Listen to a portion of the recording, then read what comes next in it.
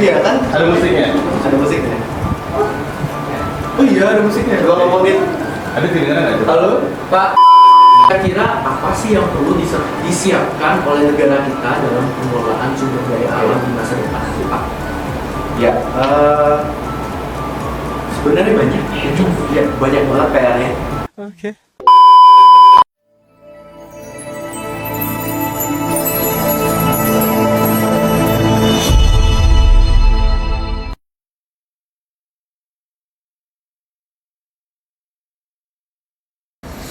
Hai semuanya, kembali lagi di podcast kita yang super keren bersama aku Adit di acara HM Talks. Hari ini kita punya topik yang seru banget nih untuk dibahas. Nah, kalian penasaran nggak? Kok nggak ada suara sih? Ayo ngomong dong. Penasaran? Jadi, tema kita hari ini yaitu drum roll please. Ekonomi berbasis sumber daya alam itu kutukan atau berkah sih? Wah, tema kali ini lumayan agak creepy gimana gitu. Karena yang bakal dibahas itu politik ekonomi loh teman-teman. Kita tahu bahwa negara kita tercinta, negara Indonesia, itu mempunyai sumber daya alam yang sangat melimpah. Nah, pada podcast kita kali ini, kita akan mengupas tuntas tentang dilema negara kita yang mempunyai sumber daya alam yang melimpah itu merupakan sebuah anugerah atau justru kutukan bagi negara kita. Jujur nih, aku udah gak sabar banget nih tentang topik yang bakal kita bahas hari ini. Jadi, di sini kita sudah mengundang narasumber yang sudah ahli dalam bidang ini. Mari kita sambut ini dia, Bapak I Gusti Ngurah Agung Pradipta, SIP, MSc. Oke, Pak, selamat pagi. Selamat pagi, Adit. Bagaimana kabarnya, Pak? Baik Ya. Nah, biar teman-teman tahu lebih detail tentang Bapak, mohon izin Pak untuk bisa memperkenalkan diri terlebih dahulu, boleh. serta kesibukannya Bapak saat ini tuh ngapain aja. Oke. Terima kasih Adit ya sudah diundang di podcast HM Talks ini. Jadi perkenalkan nama saya Ade Pradipta. Jadi nama kerennya Ade. Pak Ade aja ya. Biar pendek. Saya kebetulan saat ini sibuknya jadi dosen di Uniknas. Kebetulan home base-nya di teknik lingkungan. Jadi ini adalah prodi baru yang baru dibuka dan kami masih belum punya mahasiswa. Jadi mulai semester depan nih baru mulai Nanti teman-teman dari Uniknas bakal ada adik-adik baru yang punya sense lingkungan ya. Jadi nggak cuma mereka juga berwawasan lingkungan, tapi mereka juga bisa mengembangkan ide bisnis atau wirausaha ya di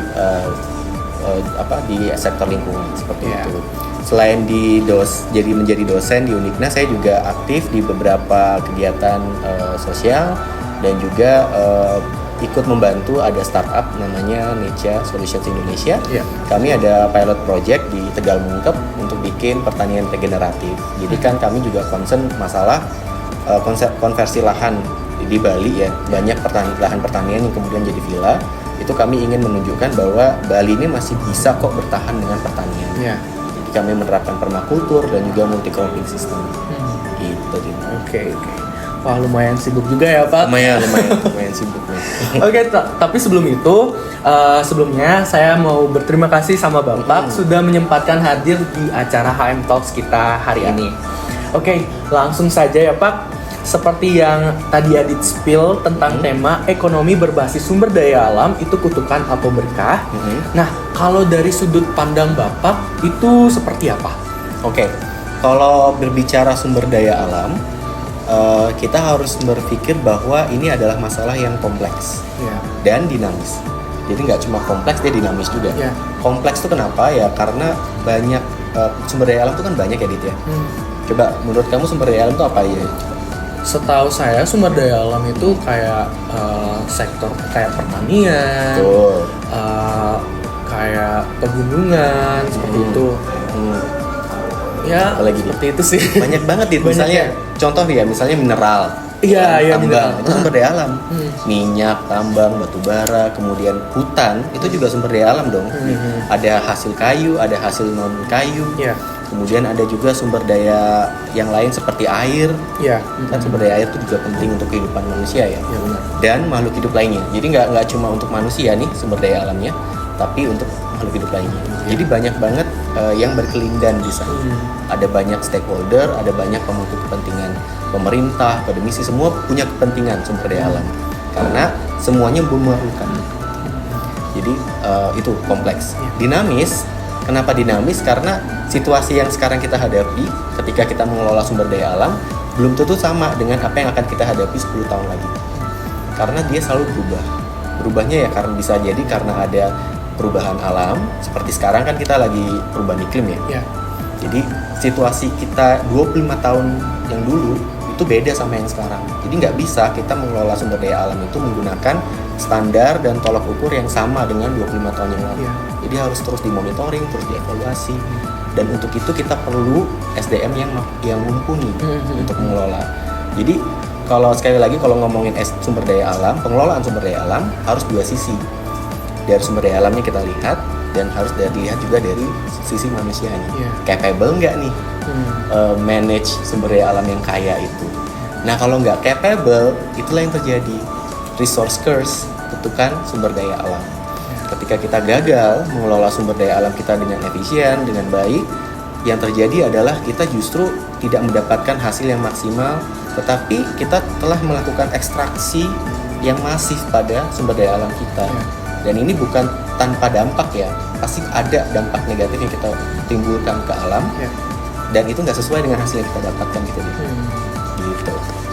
Oke. Nah, biar teman-teman yang lain itu bisa mengerti, tapi bener sih kata Bapak, tadi sumber daya alam itu bisa banyak banget ya, dari pertanian, sektor mineral, tambang juga kan. Nah, biar teman-teman bisa lebih mengerti nih Pak, kan tadi Bapak juga menjelaskan bagaimana pengelolaan sumber daya alam itu berasal dari sumber daya manusia yang berkualitas ya Pak ya. Betul. Nah, menurut Bapak sendiri, apakah ada studi kasus atau contoh yang pernah dialami oleh negara-negara lain, Pak? Oh, ada. Oke, studi kasus ya. Kita lihat misalnya negara Nigeria. Iya. Oke, Nigeria itu adalah sebuah negara di Afrika yang dijajah dulunya. Iya. Negara penjajahnya melakukan eksplorasi minyak besar-besaran di negara itu karena memang negara ini ternyata kaya minyak, gitu. Setelah mereka merdeka, negara penjajahnya ini mewariskan kepada Nigeria sebuah sumber daya alam yang harus dikelola. Kayak mereka shock gitu loh. Tadinya terjajah, sekarang harus mengelola sumber daya alam yang begitu melimpah minyak kan. 70% ekonomi Nigeria itu didapatkan dari minyak. Yang terjadi yang terjadi di Nigeria adalah mereka tidak mampu mengelola itu dengan baik. Banyak korupsinya, kemudian manajemennya tidak transparan, dan juga cenderung ekstraktif. Ekstraktif itu dalam artian begini, sumber daya alamnya itu diambil dalam bentuk mentah, kemudian langsung dijual. Jadi tidak berorientasi pada nilai, dia hanya berorientasi pada keuntungan atau profit semata.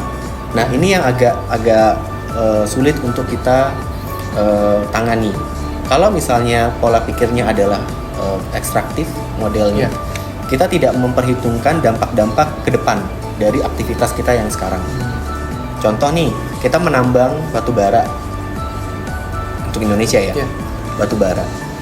Kita mikirin nggak sih batu bara ini bisa kita jadikan apa produk turunannya sehingga dia bisa bernilai lebih gitu, nggak cuma batu bara mentah yang kita jual. Atau contoh lain yang lebih ngetren sekarang, nikel. Karena itu dibutuhkan untuk industri mobil listrik ya. Nikel itu kita bisa nggak sih, Pak Jokowi menurut saya udah benar nih langkahnya untuk tidak melakukan ekspor barang bahan mentah nikel. Karena itu harus diolah dulu supaya menimbulkan efek ekonomi yang lebih maksimal di Indonesia. Sebab dampak negatif kita untuk menambang nikel itu sudah kita rasakan gitu. Nah, jadi kelebihan dari keuntungan ekonomi itu nantinya harus kita gunakan untuk remediasi lingkungan kembali setelah melakukan pertambangan yang ekstraktif. Nah, contoh baiknya nih ada Dit. Ya. Kamu tahu Singapura kan? Tahu. Mungkin nggak tahu ya. Kalau demen shopping tuh pasti Singapura kan. Singapura tuh negara kecil Ya. di semenanjung Malaka, nggak punya sumber daya alam, tapi kok ekonominya maju. Dibandingkan Nigeria yang kaya minyak itu. Ya. Oh ya, tadi saya belum lupa ya, Nigeria tuh bukan negara maju ya. Ya. Jadi masih masuk dalam salah satu negara miskin. Bayangin pendapatan rata-rata di sana itu $1 per hari. Jadi cuma 300.000 ya? Iya. Dikit banget kan? Dikit banget. Padahal minyaknya banyak. Jadi kayak gagal dong ngelola sumber daya alamnya. Iya. Nah, bandingkan sama Singapura yang nggak punya sumber daya alam, negaranya kecil tapi maju banget.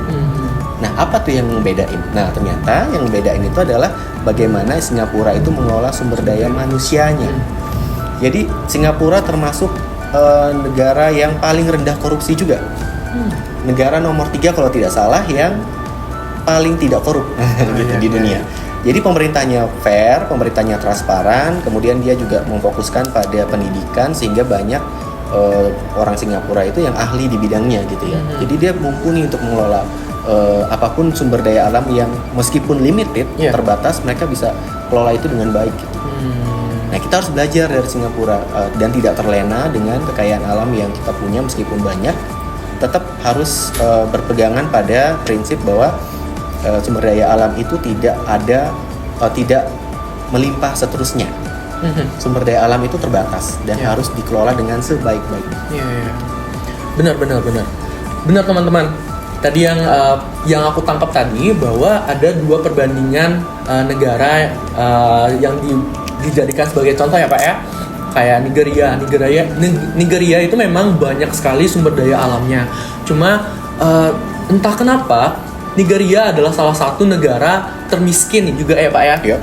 Karena apa? Karena banyak Korupsi. sekali korupsi gitu ya Pak ya.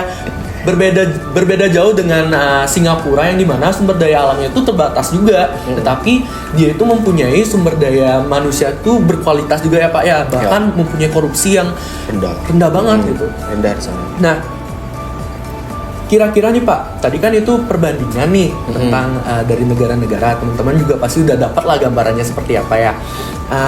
Kira-kira dari dampak sosial dan politik dari kekayaan sumber daya alam itu akan bagaimana ya Pak? Oke, ini ironisnya ya. Kalau kita berkaca di negara kita sendiri, di Indonesia, kalau kalian lihat beberapa minggu terakhir ada tren ya di Instagram atau di Twitter, All Eyes on Papua. Iya. Jadi semua orang sedang rame-rame memviralkan pengawasan terhadap pengelolaan hutan di Papua.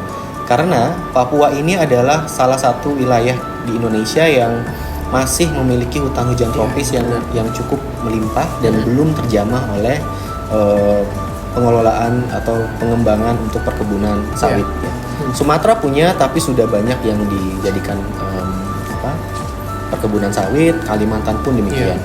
Nah, Papua ini pristine forest kita, jadi hutan terakhir kita, hutan hujan terakhir kita yang harus kita lestarikan. Dan sebenarnya kalau bicara masalah sosial dan politik ya, sosialnya dulu ya, sumber daya alam itu harus kembali memberikan manfaat yang sebesar-besarnya terutama ya untuk mereka yang tinggal dekat dengan sumber daya alam itu. Contoh, kita nggak bisa menggusur orang-orang suku asli Papua untuk kita ambil hutannya dan dijadikan perkebunan. Padahal orang sukunya tidak menghendaki itu. Mereka tidak butuh minyak sawit. Mereka sudah cukup puas bisa hidup dari hasil hutan hujan mereka, hutan hujan yang ada di desa mereka, dan mereka bisa ikut melestarikan. Jadi arah pembangunan negeri ini itu sebenarnya untuk masyarakat Indonesia kah atau untuk sekelompok orang gitu. Karena itu yang harus kita tanyakan. Kalau masyarakatnya tidak mau, masyarakatnya tidak menginginkan itu, lalu kenapa itu dilanjutkan? Nah, kalaupun dilanjutkan, tentu saja ada beberapa safeguard ada beberapa batasan yang harus dilakukan untuk meyakinkan bahwa hutannya tidak akan serusak itu gitu. Jadi ada mitigasi resiko. Ya. Oh ya, saya lupa menyebutkan ya. Jadi selain ada sumber daya manusia yang kita perlu perhatikan, pengelolaan sumber daya alam yang memperhatikan daya dukung dan daya tampung lingkungan, Ya. kita juga perlu memperhatikan mitigasi resikonya apa nih. Karena ketika kita ngambil sesuatu dari alam, pasti ada dampaknya. Dampaknya bisa positif, bisa negatif, gitu kan. Nah, yang perlu kita mitigasi itu adalah dampak negatifnya. Ya.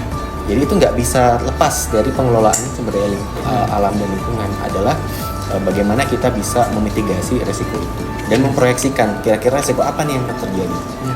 Nah, pemerintah itu mikir nggak ya kira-kira hutan terakhir kita nih, kalau dibabat dijadikan perkebunan sawit, mikir nggak ya apa yang akan terjadi Ya. gitu beberapa dekade ke depan. Sedangkan kita punya di luar negeri, kita keluar gitu, kita punya komitmen harus zero net carbon. Iya, benar. Dengan jadi perpohonan, hutan kita reboisasi dan sebagainya sebagai serapan karbon, dengan anggapan Indonesia tidak lagi emit karbon rumah kaca, gas karbon atau gas rumah kaca. Jadi sosial itu satu, yang kedua politis, ya tentu saja ini politis deh. Iya. Sumber daya alam banyak yang mau, banyak stakeholder, banyak kepentingan. Ketika ngomong banyak kepentingan, sudah jelas mereka akan sangat politis gitu. Adit nggak bisa dengan misalnya Adit jadi presiden nih, terus bilang, oke, kita stop batu bara. Batu bara adalah energi kotor. Kita mulai sekarang akan pakai semua energi angin, energi tenaga matahari yang lebih berkelanjutan. Nggak bisa, karena industri batu bara itu begitu besar di Indonesia. Nggak bisa langsung di-cut gitu aja, karena mereka punya kepentingan, mereka juga punya kekuatan politik yang besar. Jadi agak sulit untuk langsung nge-cut ke sumber daya energi terbarukan. Itu harus ada kompromi politiknya juga, gitu. Karena ini memang politis banget. Nah, kita kan tahu nih Pak, dampak dari segi sosial dan juga politik. Nah, menurut Bapak sendiri, apa ada dampak yang mempengaruhi terhadap lingkungan dan juga keberlanjutannya, Pak? Oh, sangat ada. Jadi dari tadi saya menyinggung adalah dampak dari lingkungan ya, terutama. Jadi saya tekankan sekali lagi, kalau kita mengelola dalam artian kita memanfaatkan sesuatu ya dari alam, tentu kita akan menimbulkan dampak. Pasti sesekecil apapun itu pasti ada dampak gitu terhadap lingkungan. Nah, kita sebagai manusia yang paham ya dengan lingkungan, ilmu lingkungan, kita harus memahami bahwa lingkungan itu sebagai sebuah sistem. Sistem itu punya caranya sendiri untuk rejuvenate, untuk memulihkan dirinya sendiri. Makanya kita mengenal dengan adanya daya dukung dan daya tampung. Ya, daya dukung itu adalah sejauh mana alam ini bisa memberikan manfaat secara berkelanjutan intergenerasi terus menerus. Kayak contohnya ada air nih. Air itu kan ada siklusnya ya, ada siklus hidrologi. Dia menguap, hujan, turun jadi mata air, kita gunakan. Itu nggak akan pernah putus tuh. Itu adalah daya dukung dia terhadap lingkungan, daya dukung dia terhadap kehidupan gitu. Kalau itu terdisrupsi, misalnya kita ambil air dari mata air terlalu banyak gitu untuk air dalam kemasan ya, kita ekspor, airnya kan artinya siklusnya terganggu gitu. Jumlah air yang naik ke atas terevaporasi tidak lagi sama karena dipindahkan gitu. Itu dampak negatifnya salah satunya. Jadi itu akan mengganggu daya dukung lingkungan. Daya tampung di sisi lain adalah kemampuan alam untuk menampung semua sisa-sisa atau limbah dari hasil aktivitas manusia dan kemudian mengolahnya kembali menjadi tidak merugikan lingkungan, tidak memberikan dampak negatif pada lingkungan. Contoh, kita mungkin habis atau punya restoran atau punya usaha, pasti buang limbah. Limbahnya itu kalau misalnya ke alam, sebenarnya kalau jumlahnya sedikit tidak masalah, karena alam punya mekanisme sendiri untuk mengurai. Dengan misalnya dengan air kan bisa mengurai limbah, dan juga mikroorganisme secara organik itu secara alami bisa diurai. Masalahnya kalau kebanyakan atau melebihi daya tampungnya, alam ini seperti sakit dia tidak bisa secara alami mengurai semua kotoran dan limbah itu gitu. Jadi kita juga harus memperhatikan daya tampungnya. dari pengelolaan sumber daya alamnya. Nah, kita sudah tahu nih teman-teman dampak dari sosial, politik, keberlanjutan dan juga lingkungan. Nah, menurut Bapak sendiri nih, kira-kira apa sih yang perlu disiapkan oleh negara kita dalam pengelolaan sumber daya alam di masa depan nanti, Pak? Ya, sebenarnya banyak ya, banyak banget PR-nya. Mulai dari pendidikan lah, ya kan kita harus benar. Gimana ya, mental orang kita itu jangan disiapkan seperti kaum kapitalis ya. Jadi hanya mengerti, hanya memahami, mengambil dari alam tapi tidak menghormatinya, tidak melestarikannya. Itu yang harus kita kembalikan lagi. Nah, itu bisa tuh ditempuh dengan cara pendidikan sebenarnya. Pendidikan yang berwawasan lingkungan. Sebenarnya kita sudah mencoba untuk melakukan itu. Ada sekolah Wiyata Mandala kalau nggak salah. Jadi dari SD kita mencoba untuk memupukkan rasa cinta pada lingkungan dan sebagainya. Itu program yang sangat baik dan harusnya diteruskan terus sampai di perguruan tinggi pun. Itu harus ada gitu ya, kampanye-kampanye itu. Itu satu. Jadi dari sumber daya manusianya harus ditekankan, harus diberikan pemahaman yang kuat bahwa mereka harus menghormati alam karena mereka bagian dari alam. Nah, untuk dari segi pengelolaan sumber daya alamnya, saya ingin menekankan pada mitigasi risiko di masa depan. Itu menurut saya yang paling penting. Dan ini ada 3 kuncinya yang saya catat nih. Pertama, harus tahu dulu pemetaan isu dan sumber daya alam kita. Kita itu punya sumber daya alam apa saja, isu atau persoalannya apa saja, dan kemudian resikonya bagaimana atau apa yang mungkin akan muncul. Dipetakan dulu. Kita harus paham dulu apa yang kita, dan harus jujur gitu, fair. Kalau ini beresiko, bilang beresiko, jangan bilang itu nggak beresiko. Fair. Misalnya mau bikin smelter tambang di Maluku, fair aja resikonya apa. Nah, kalau misalnya kita transparan, kita bisa lebih baik untuk membuat solusi untuk penanganannya gitu kan. Kalau nggak transparan dari awal ya agak sulit, gitu kan. Terus yang kedua, kunci yang kedua adalah kebijakan terpadu. Di Indonesia, sayangnya kita masih banyak ada ego sektoral. Jadi kebijakan antar kementerian seringkali nggak sinkron, nggak terpadu. Jadi mereka kayak jalan sendiri-sendiri. Padahal harusnya kalau ngelola lingkungan, karena dia multidimensional, dia kompleks, harusnya semuanya ikut sinkron, kolaborasi gitu ya. Jangan saling gonto-gontoan, kementerian saya bikin program A, tapi sebenarnya sudah ada program yang dilakukan serupa yang dilakukan oleh kementerian B gitu. Kan alangkah baiknya kalau mereka kolaborasi. Itu yang saya maksud dengan kebijakan terpadu, dan melibatkan seluruh elemen masyarakat, termasuk elemen pemangku kepentingan, termasuk masyarakat dan akademisi gitu ya, dan bisnis, terutama ini bisnis nih karena dia ya pelaku ya. Terakhir, kunci yang terakhir untuk mitigasi resiko itu adalah kolaborasi antar aktor. Jadi yang terakhir itu yang pentahelix ya. Jadi yang berperan tuh nggak cukup pemerintah, karena pemerintah kita kalau mau dikumpulin uangnya dan seluruh ASN di Indonesia ngelola sumber daya alam nggak bisa, karena terlalu besar, terlalu banyak. Jadi perlu peran aktif semua orang, termasuk masyarakat kita, termasuk juga bisnis, termasuk juga akademisi, gitu.